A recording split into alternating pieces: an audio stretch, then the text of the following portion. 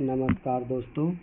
आज हम लोग एसपीडी का जो करंट अफेयर का ये हमारा तीसरा वीडियो होगा, जिसमें इससे पहले हम 2 वीडियो बना चुके हैं और ये एसपीडी का करंट अफेयर का अक्टूबर महीने का 2025 का ये करंट अफेयर्स है। तो इसमें आगे अब हम लोग बढ़ेंगे। ये पेज नंबर 5 तक हम पहले 2 वीडियो में कंप्लीट कर चुके हैं और ये पेज नंबर 6 से आगे अब हम लोग बढ़ेंगे। तो चलिए देखते हैं क्या कहता है हमारा ये क्वेश्चन। कहता है कि 2023-25 में प्रधानमंत्री को प्राप्त सर्वोच्च पुरस्कार देखेंगे। Order of the most ancient Welwitschia Mirabilis, ये कहाँ से मिला है? इनको नामीबिया से मिला है। Grand collar of the national order of the southern cross, ये ब्राज़ील से मिला है। Order of the republic of Trinidad एवं टोबैगो, त्रिनिदाद एवं टोबैगो से मिला है। Officer of the order of the star of Ghana, ये आपको घाना से मिला है। Officer of the order of Makarios तृतीय, यानी कि साइप्रस से मिला है। मित्र विभूषण कहाँ से मिला है? तो श्रीलंका से मिला है। Order of the star and की ऑफ द इंडियन ओशन आपको मॉरिशस से मिला है। आगे देखते हैं दोस्तों क्या कहता है। आगे कहता है 2024 में क्या क्या मिला है। Order of Mubarak Al Kabeer Kuwait से मिला है।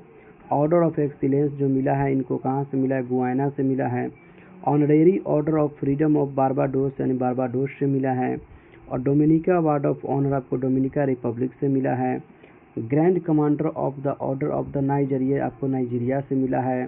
तो order of Saint Andrew the apostle, यानी कि रूस से मिला है। अब आइए 2023 में हमारे माननीय प्रधानमंत्री को कौन कौन से अवार्ड यानी कि दूसरे देशों द्वारा दिया गया है। तो देखेंगे grand cross of the order of honour, ये आपको ग्रीस से मिला है। Grand cross of the legion of honour, ये आपको फ्रांस से मिला है। ऑर्डर ऑफ द नाइल जो है मिस्र से मिला है। Companion of the order of Logohu Papua New Guinea से मिला है। Companion of the order of Fiji, Fiji से मिला है। और Ebakl award of by the republic of Palau के पलाउ गणराज्य से मिला है। आगे देखते कहता है 76वां गणतंत्र दिवस समारोह 2025। तो इसमें कहता है कि मुख्य अतिथि जो थे 2025 में वो कौन थे? प्रोबो सुबियांतो, जो कि इंडोनेशिया के राष्ट्रपति थे। गणतंत्र दिवस 2025 की थीम क्या थी? स्वर्णिम भारत, यानी कि विरासत और विकास। सर्वश्रेष्ठ झांकी जो रहा है उत्तर प्रदेश की झांकी, जो कि थीम था महाकुंभ 2025 विरासत और विकास। मुख्य अतिथि इसके थे गणतंत्र दिवस 2024 के फ्रांस के राष्ट्रपति इमैनुअल मैक्रों थे। मुख्य अतिथि गणतंत्र दिवस 2023 के कौन थे? अब्दुल फतेह अल सीसी, जो कि मिस्र के थे, है ना। आगे देखेंगे हम लोग। तो कहता है कि डिक्शनरियों द्वारा चयनित वर्ड ऑफ द ईयर, है ना। तो कहता है कि डिक्शनरी में क्या कहता है कि देखेंगे ये है ऑक्सफोर्ड का जो है रहा है वर्ड ऑफ द ईयर में 2022 में, तो यानी कि गॉबलिन मोड रहा है। और 2023 में रीज रहा है। 2024 में ब्रेन रूट रहा है। मेरियम वेबस्टर की अगर बात किया जाए तो गैस लाइटिंग रहा है 2022 में। 2023 में ऑथेंटिक रहा है। 2024 में पोलराइजेशन रहा है।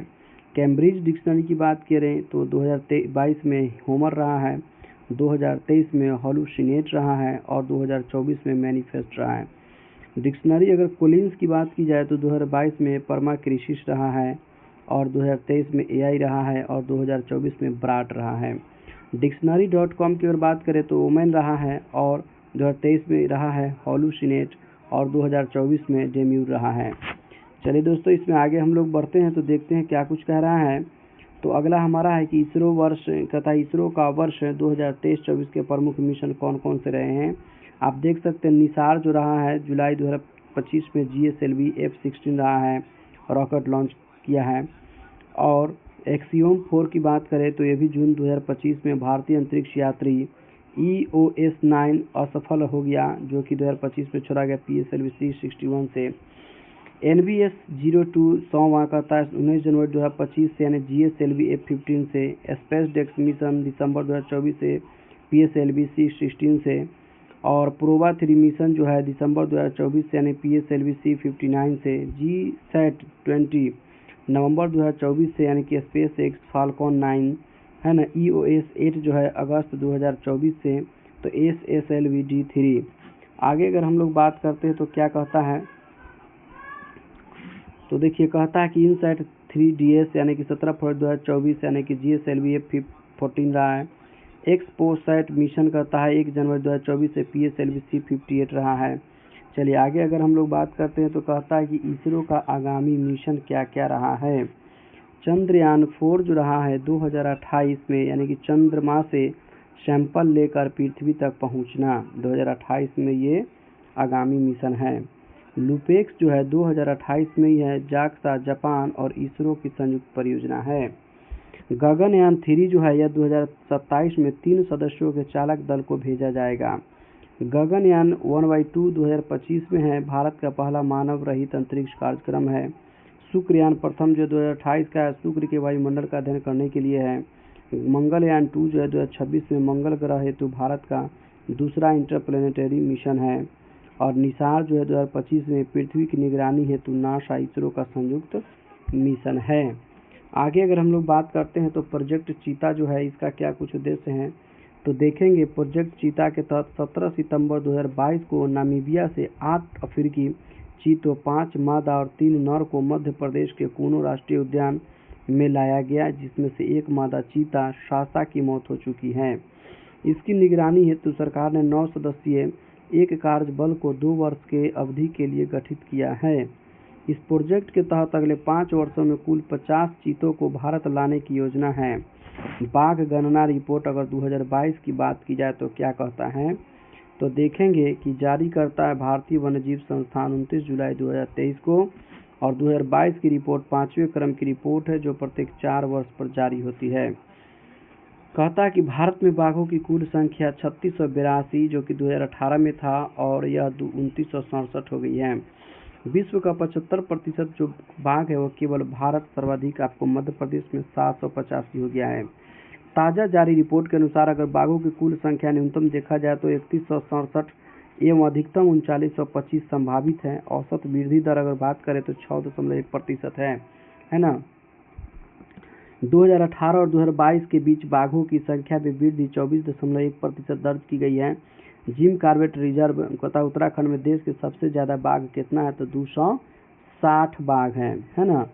चलिए आगे अगर हम लोग बात करते हैं तो क्या कहता है, देखिए कहता है कि बिहार में बाघों की संख्या 2018 में 31 तथा 2022 में 54 हो गई है ना।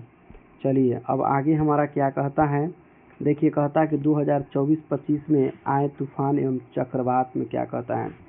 रेमेल जो है पश्चिम बंगाल और बांग्लादेश को प्रभावित किया है। इसका नाम दिया था ओमान यानी कि मस्कट। असना जो है ये कच्छ क्षेत्र और सौराष्ट्र को प्रभावित किया और पाकिस्तान ने नाम दिया। क्रैथॉन ताइवान और फिलीपींस यानी कि प्रभावित रहा और जापान ने इसका नामकरण किया था। यागी तूफान का नाम आप लोग सुने होइएगा, ये म्यांमार, लाओस और वियतनाम को प्रभावित किया और जापान इसका नाम दिया था। दाना ओडिशा, पश्चिम बंगाल और कतर जो है से कि इसका नामकरण किया था। कोंगरे जो है ताइवान, फिलीपींस को प्रभावित किया, कंबोडिया ने नाम दिया। राफेल जो है क्यूबा को प्रभावित किया और फ्रांस ने इसका नामकरण किया। फेंगल जो है यानी कि तमिलनाडु को प्रभावित किया, सऊदी अरब जो है से कि इसका नामकरण किया था। चीडो जो है यानी कि मोजाम्बिक इसको क्या किया यानी कि इसको प्रभावित किया, और मॉरिशस जो है मॉरिशस ने इसका नामकरण किया। आगे अगर हम लोग देखते हैं बात करते हैं तो क्या कहता है, डीके लेडी जो है ना फ्रांस के मायोट क्षेत्र है, और जूड जो है मेडागास्कर और मोजाम्बिक यानी कि कहता है कि इससे प्रभावित है, और मॉरिशस जो है ना यानी कि इसका नामकरण किया है। अल्फ्रेड यानी कि ऑस्ट्रेलिया को प्रभावित किया और ऑस्ट्रेलिया ही इसका नाम रखा था। शक्ति जो बंगाल की खाड़ी और पूर्वी तट को प्रभावित किया और श्रीलंका ने इसका नामकरण किया था। आइए अगर हम लोग भारत वन स्थिति रिपोर्ट अगर देखा जाए 2023 का तो क्या कहता है कि 21 दिसंबर 2024 को पर्यावरण, वन और जलवायु परिवर्तन मंत्री भूपेंद्र यादव ने वन अनुसंधान संस्थान देहरादून में 18वां भारत वन स्थिति रिपोर्ट 2023 जारी किया। इसमें से कई क्वेश्चन बन सकते हैं। तो सबसे पहले आज जलवायु परिवर्तन मंत्री जो हमारे हो गए भूपेंद्र यादव हो गए है ना, और इसका कहना यानी कि आया तो 18वां वन रिपोर्ट आया है। और जानते हैं कि प्रत्येक 2 वर्ष पर इसका रिपोर्ट आता है। देश में कुल वन एवं वृक्षावरण की अगर बात की जाए 25.17% है, यानी कि 8,27,357 वर्ग किलोमीटर अभी भी कुल वन भारत में है। कुल वनावरण का अगर क्षेत्रफल देखें तो आप 21.76% है ना। कुल वृक्ष आवरण का क्षेत्रफल देखा जाए तो 1,12,000 यानी 14 वर्ग किलोमीटर है। 2021 की तुलना में वन और वृक्ष आवरण में वृद्धि हुई है तो 1445 वर्ग किलोमीटर। ये याद रखने वाली चीज़ है, यही सब परीक्षा में पूछा जाता है। आगे अगर हम लोग बात करते हैं तो 2021 की तुलना में वनावरण में वृद्धि हुई है तो 156 वर्ग किलोमीटर। 2021 की तुलना में वृक्षावरण में वृद्धि 1289 किलोमीटर। चलिए आगे अगर बात करते हैं क्या कहता है, देखिए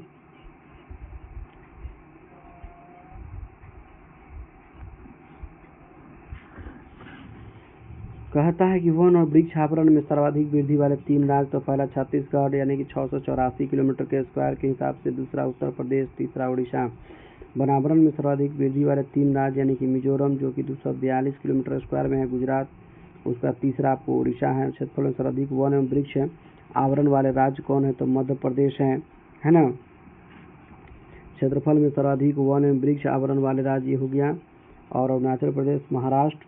क्षेत्रफल में सर्वाधिक वन आवरण वाले 3 राज्य की अगर बात करें तो मध्य प्रदेश हो गया, अरुणाचल प्रदेश हो गया, छत्तीसगढ़ हो गया। प्रतिशत में सर्वाधिक वन आवरण वाला राज्य कौन है, तो लक्षद्वीप है, मिजोरम है ना, और उसका बाद अंडमान एवं निकोबार है।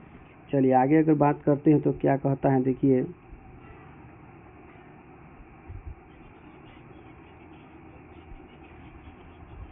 देखिए क्या कहता है कि मैनग्रोव वन आवरण 4992 किलोमीटर 0.15% सर्वाधिक पश्चिम बंगाल में। देश के वनों में कुल कार्बन स्टॉक और कितना है, तो 7285.5 मिलियन टन है। 2021 की तुलना में देश के कार्बन स्टॉक में वृद्धि आपको 81.5 मिलियन टन है। देश में बांस धारित क्षेत्र का विकास 1,54,670 वर्ग किलोमीटर। 2021 की तुलना में बांस क्षेत्र में वृद्धि 5227 वर्ग किलोमीटर। 19 राज्य संघ क्षेत्र में 33% से अधिक भौगोलिक क्षेत्र वन आवरण के अंतर्गत है। चलिए आगे देखते हैं क्या कहता है।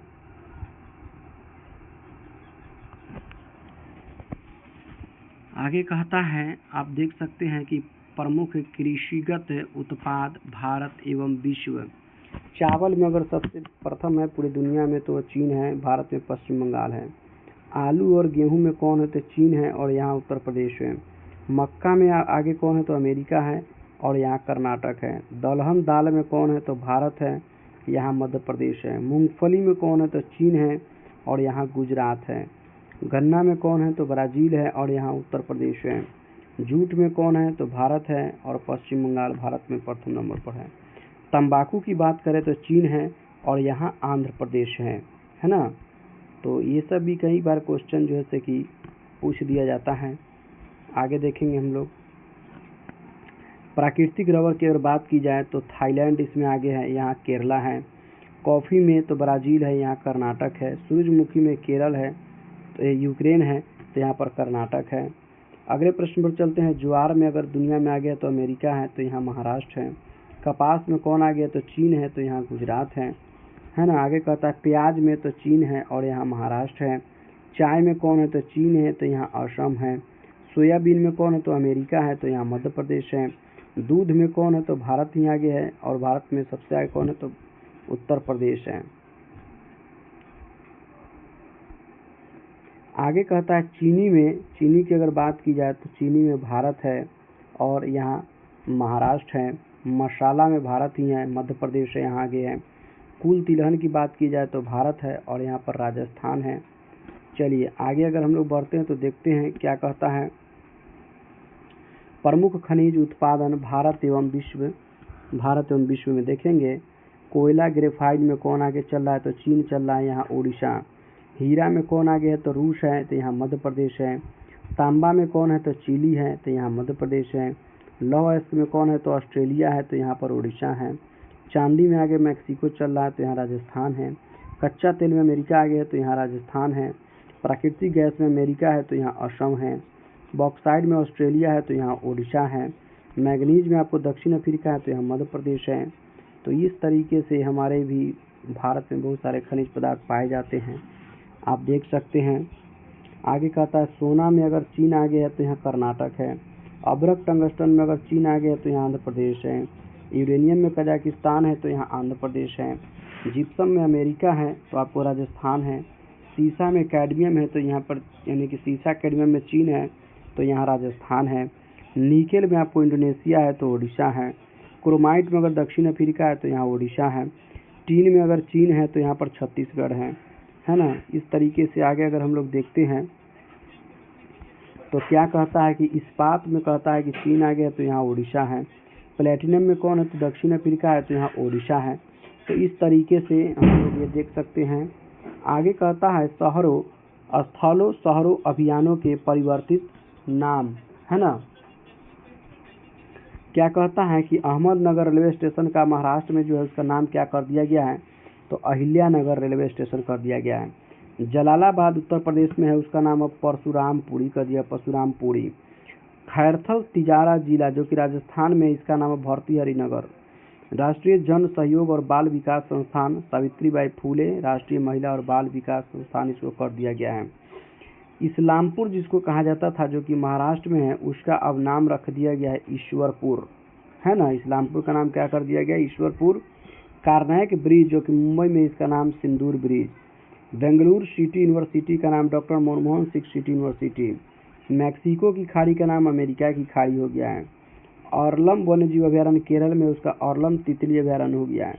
पंचमढ़ी वन्य जीव अभयारण्य यानी कि राजा भभूत सिंह अभयारण्य हो गया है। गया बिहार में तो गया जी हो गया।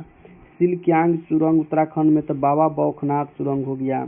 खुलताबाद जो कि महाराष्ट्र में, उसका नाम अब रतनपुर हो गया है ना। राष्ट्रमंडल खेल महासंघ होता था, उसका नाम अब राष्ट्रमंडल खेल हो गया है। आगे देख सकते हैं जोमेटो का नाम अब क्या हो गया, इटर्नल लिमिटेड हो गया है ना। करीमगंज जिला असम में श्रीभूमि हो गया है। सुल्तानगंज रेलवे स्टेशन भागलपुर का, उसका नाम अब अजगैबीनाथ धाम हो गया है। ध्यानचंद लाइफ टाइम अचीवमेंट पुरस्कार अर्जुन लाइफ टाइम पुरस्कार हो गया है।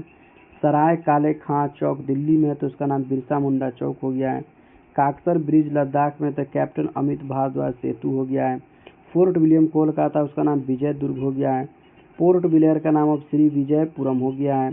पुणे एयरपोर्ट का नाम संत तुकाराम महाराजा एयरपोर्ट हो गया है। राष्ट्रपति भवन के दरबार हॉल आपको कौन हो गया है तो गणतंत्र मंडप हो गया है ना।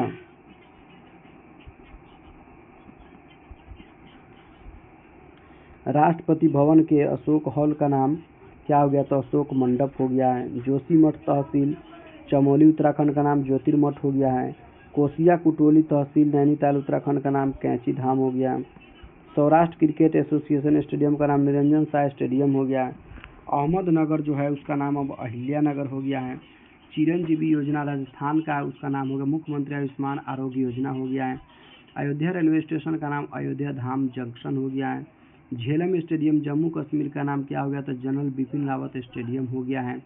आयुष्मान भारत स्वास्थ्य एवं कल्याण केंद्र का नाम आयुष्मान आरोग्य मंदिर हो गया है। आगे हम लोग देखते हैं और कुछ क्या चीज़ का नाम बदला है तो देख सकते हैं। पुराना संसद भवन का नाम अब संविधान सदन हो गया है ना। खेलो इंडिया महिला लीग का अस्मिता महिला लीग हो गया है। बांद्रा वर्सोवा सी लिंक हो गया है। वीर सावरकर सेतु हो गया है। और उसके बाद उधमपुर रेलवे स्टेशन का नाम शहीद कैप्टन तुषार महाजन रेलवे स्टेशन हो गया है। व्हीलर द्वीप का नाम एपीजे अब्दुल कलाम द्वीप